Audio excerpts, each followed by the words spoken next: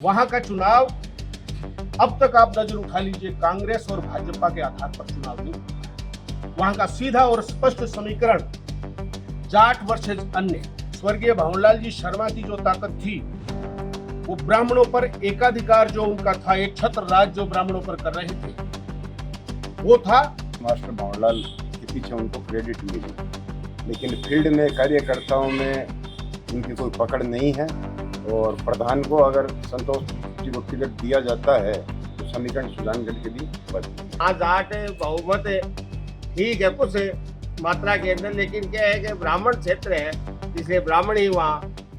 नमस्कार, मैं हूं विजय चौहान। राजस्थान तक में आपका हार्दिक स्वागत है। आज हम हैं चूरू में हम बात करेंगे हमारे पत्रकार महोदय से। सभी काफ़ी अनुभव रखते हैं चूरू के विधानसभा क्षेत्रों में। 6 विधानसभा क्षेत्र हैं। आइए इनसे बात करते हैं कि 6 विधानसभा में क्या समीकरण रहते हैं, कौन किसके ऊपर भारी रहता है, किसको टिकट मिलेगा तो वह जीतेगा, और बीजेपी और कांग्रेस में कौन किसके ऊपर भारी रहेगा। आइए बात करते हैं। जी सर, बात करें चूरू के समीकरणों की तो चूरू में कौन किसके ऊपर भारी पड़ सकता है?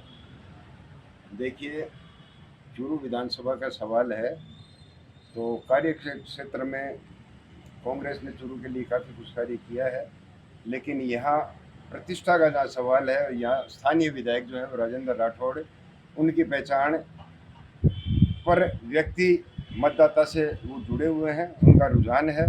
तो चूरू अगर कांग्रेस टिकट देता है तो मेरा जहाँ तक मानना है राजेंद्र राठौड़ जो है वो काफ़ी भारी रहेंगे। प्रत्याशी चाहे कांग्रेस किसी को भी उतारे, लेकिन व्यक्तिगत जो संपर्क है उसके चलते राजेंद्र राठौड़ यहाँ चूरू से भारी रहेंगे। रतनगढ़ की यदि बात करें तो ब्राह्मण क्षेत्र है, ब्राह्मणों का बाहुल्य है वहाँ पे। जाटों के भी काफ़ी वोटर हैं, लेकिन हमेशा से ये देखने में आया कि बीजेपी हमेशा गढ़ रही है यहाँ पे। तो किस तरह से देखते हैं कौन किसके ऊपर भारी पड़ सकता है? वहाँ बीजेपी सबसे ज़्यादा भारी है क्योंकि ब्राह्मण बहुल क्षेत्र है। ठीक है, ये अलग बात है कि वहाँ जाट बहुमत ठीक है कुछ मात्रा के अंदर, लेकिन क्या है कि ब्राह्मण क्षेत्र है इसलिए ब्राह्मण ही वहाँ काबिज होता है। ब्राह्मण को ही टिकट मिलनी चाहिए।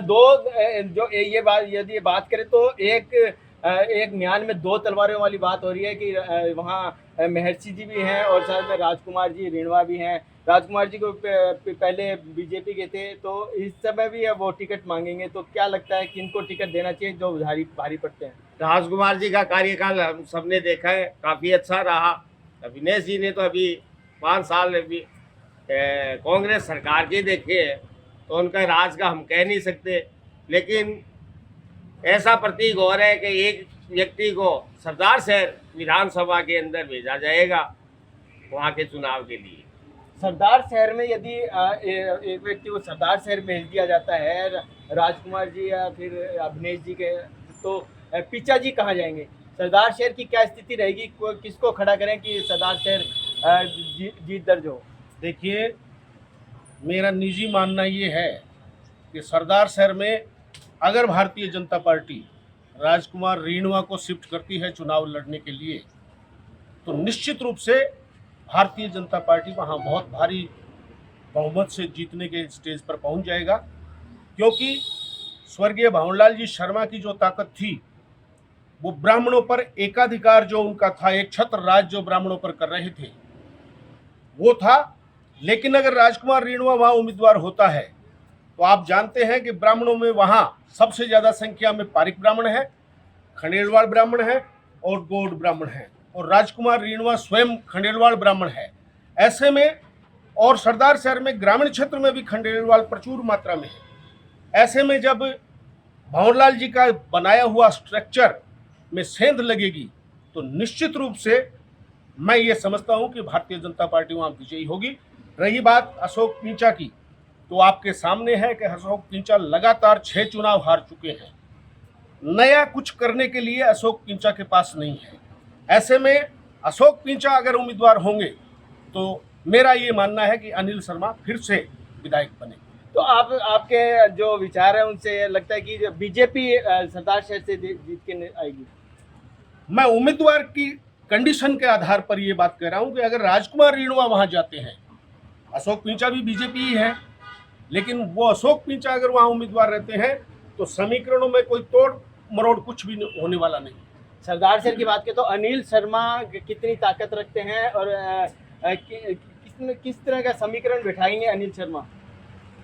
अनिल शर्मा का चुनाव जो है वो कांग्रेस की जो अभी वर्तमान में स्थिति चल रही है उसको लेकर के कांग्रेस में वहाँ गुटबाजी भी है, लेकिन जैसा कि यदि बीजेपी टिकटों में परिवर्तन करती है, कोई नया आदमी लाती है, तो निश्चित रूप से ये चुनाव कांटे का होगा।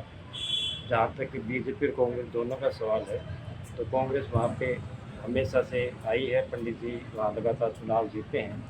इस तरह से यदि देखें तो कांग्रेस वहाँ भारी रही है, लेकिन वर्तमान में जो समीकरण चल रहे हैं उसमें यदि पार्टी के प्रत्याशी चेंज होते हैं तो ये समीकरण भी उल्टेंगे और चुनाव परिणाम कुछ भी नहीं हो सकता है। तारानगर की यदि बात करें तो तारानगर में भारी और जो स्थानीय का मुद्दा जबरदस्त रूप से गहराया जा रहा है, तो किस तरह से देखते हैं कि नरेंद्र बुडानिया जी वहाँ क्या टक्कर दे सकेंगे आने वाले भी, या क्या समीकरण लगता है कि तारानगर का?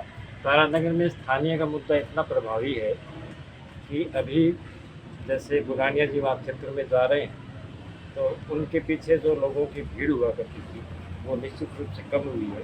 स्थानीय का मुद्दा लेकर के जो वहाँ पे लामबंदी हुई है कांग्रेस पार्टी में, तो स्थानीय लोगों की भी यही ज़्यादा राय है कि तारानगर में अब तक बाहर से आकर प्रत्याशी जीत जाते हैं और हमारा यहाँ कोई प्रतिनिधित्व नहीं है, तो क्या तारानगर में कोई हमारा पार्टी का किसी भी पार्टी में स्थानीय नेता नहीं है।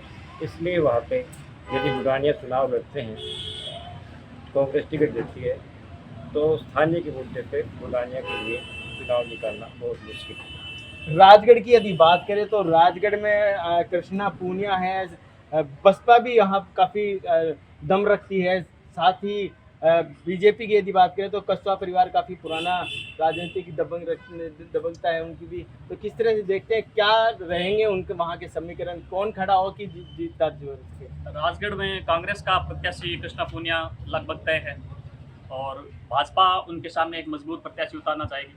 तो ऐसा सुनने में आ रहा है कि कस्बा परिवार से किसी को भी टिकट मिल सकता है और अगर युवा प्रत्याशी को वो आगे लाते हैं तो राहुल कस्बा सांसद जो हैं वो विधानसभा चुनाव में उतर सकते हैं। और ऐसी चर्चाएं भी हम मीडिया में पहले भी देखने को सुनने को मिली हैं चारों तरफ से कि भाजपा इस बार काफ़ी सांसदों को भी टिकट देने वाली है। तो एक त्रिकोणीय मुकाबला देखने को मिलेगा, क्योंकि बसपा प्रत्याशी हैं मनोज नांगली, वो भी काफ़ी अच्छा प्रभाव रखते हैं और उन्होंने पिछले 5 सालों में वहाँ पे युवाओं के बीच में, जनता के बीच में रहकर काम किया है, उनके काम आए हैं। तो एक त्रिकोणीय मुकाबला राजगढ़ में मिलेगा। कौन किसके ऊपर भारी पड़ सकता है कि ये जो पिछले 5 सालों की यदि बात करें तो किस तरह से देखते हैं जो कृष्णा पूनिया का है काम है वो किस तरह से बयां करता है? खेलों के क्षेत्र में कृष्णा पूनिया ने अच्छा काम किया है, राजगढ़ में स्टेडियम वगैरह बनाया है, तो युवाओं में वो लोकप्रिय हैं बराबर और महिलाओं में भी वो बिल्कुल बराबर जाती रहती हैं। तो हो सकता है कृष्णा पूनिया भारी पड़े। दबाव की राजनीति वहाँ काफ़ी हावी बन रही है राजगढ़ में दबाव की राजनीति तो है ही, लेकिन कृष्णा पूनिया के खिलाफ जो एंटी इंक्यूमेंसी है उसका भी रहेगा। और यदि युवा प्रत्याशी के रूप में बीजेपी राहुल कस्बा को मैदान में लाती है तो निश्चित रूप से इस वहाँ के समीकरण बदलेंगे और राजगढ़ में बीजेपी पूरा जोर लगाएगी कि वो उसका प्रत्याशी जीते। सुजानगढ़ की यदि बात करें तो सुजानगढ़ में किस तरह से देखते हैं, उपचुनाव हुए थे, मनोज मेघवाल हैं वो जीत दर्ज की थी उन्होंने, लेकिन लोगों का कहना है कुछ ज़्यादा कुछ कर नहीं सके। देखिए, राजनीति में एक बात को आप स्पष्ट रूप से समझिए कि जिनके पिता, माता या परिवार का कोई भी सदस्य विधायक या मंत्री होता है तो उनको सलाम तो मिलता है उनकी वजह से उनके पुत्रों को। उसमें ये गलतफहमी उनको पैदा हो जाती है कि वो बहुत ज़्यादा योग्य और बहुत ज़्यादा लोकप्रिय है।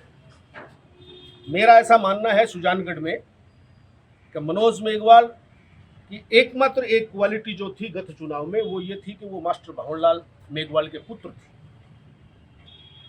विधायक बनने के बाद सबसे बड़ी जो नाकामी उनके सर पर जो चस्पा हुई है राजनीति में वो है सुजानगढ़ को जिला नहीं बना पाना। और फिर वैसे भी अगर भारतीय जनता पार्टी की वहाँ उम्मीदवार संतोष मेघवाल हुई जो विधानसभा प्रधान है, तो मैं समझता हूँ मनोज मेघवाल की राहें आसान नहीं है। तारानगर के बारे में एक बात जरूर बताना चाहूँगा मैं कि जब से तारानगर स्वतंत्र विधानसभा क्षेत्र बना है, वहाँ का चुनाव अब तक आप नजर उठा लीजिए, कांग्रेस और भाजपा के आधार पर चुनाव नहीं होता है। वहाँ का सीधा और स्पष्ट समीकरण जाट वर्सेज अन्य। स्वर्गीय चंद्रमल जी वैद ने वहाँ लंबे समय तक नेतृत्व किया है। उनके समाज के तो वहाँ मात्र 300 वोट ही थे, लेकिन उसके बावजूद वो लगातार जीतते रहे। उनके पुत्र ने वहाँ चुनाव में विजयश्री प्राप्त की है। गत चुनाव में भी अगर 2 गैर जाट उम्मीदवार बराबर के नहीं होते तो उनके दोनों को वोट अपन जोड़ के देखें तो वो 85,000 होते हैं, और नरेंद्र बुडानिया तो 60,000 में विधायक बन गए हैं। ऐसे में मेरा ऐसा मानना है कि तारानगर में जाट वर्सेज अदर्स के आधार पर चुनाव होगा। अब कौन किसको टिकट देता है इस बात पर उसका निर्णय होगा। सुजानगढ़ की यदि बात करें तो सुजानगढ़ में किस तरह का समीकरण लगता है आपको? सुजानगढ़ के अंदर मनोज हल्का उम्मीदवार है, ये तो कहना ही पड़ेगा। इनसे मैं सहमत हूँ। अगर संतोष को टिकट दी जाए तो संभवतः वो जीत सकती है। क्या लगता है कि संतोष जी को अगर टिकट मिलती है तो कितना भारी रहेंगे उनके ऊपर? जैसे अभी चोटिया जी ने बताया कि जो क्रेडिट है वो मनोज मेघवाल को स्वर्गीय मास्टर भावरलाल के पीछे उनको क्रेडिट मिली, लेकिन फील्ड में कार्यकर्ताओं में उनकी कोई पकड़ नहीं है। और प्रधान को अगर संतोष जी को टिकट दिया जाता है तो समीकरण सुजानगढ़ के लिए बदलेंगे। यदि राजगढ़ की यदि बात करें तो किस तरह से देखते हैं आप? राजगढ़ को देख रहे हैं, युवाओं में जो है वो अभी मनोज नांगली जो वो काफ़ी सक्रिय नज़र आ रहे हैं। अभी 2-3 दिन पहले उनका एक काफिला भी जो था, करीबन 150-200 गाड़ियों का काफिला निकला था। युवाओं को काफ़ी उत्साह देखा गया। कृष्णा पूनिया है तो कृष्णा पूनिया को शायद, मेरा जहाँ तक आइडिया है कि उनको काफ़ी मशक्क़त करनी पड़ेगी। और राजगढ़ का चुनाव जो है वो जाट पूनिया वर्सेज कसवा वर्सेज जो है पारिवारिक कलह है। इसमें कौन सा ऊँट किस करवट बैठता है ये समय ही बताएगा, लेकिन राजगढ़ का चुनाव जो है वो बड़ा ही रोचक चुनाव होगा इस बार। ये थे हमारे साथ हैं चूरू के पत्रकार भाई। इन्होंने सभी ने अपनी अपनी राय बताई चूरू जिले के लिए किस तरह के समीकरण रहेंगे, कौन किसके ऊपर भारी रहेगा। विजय चौहान, चूरू, राजस्थान तक।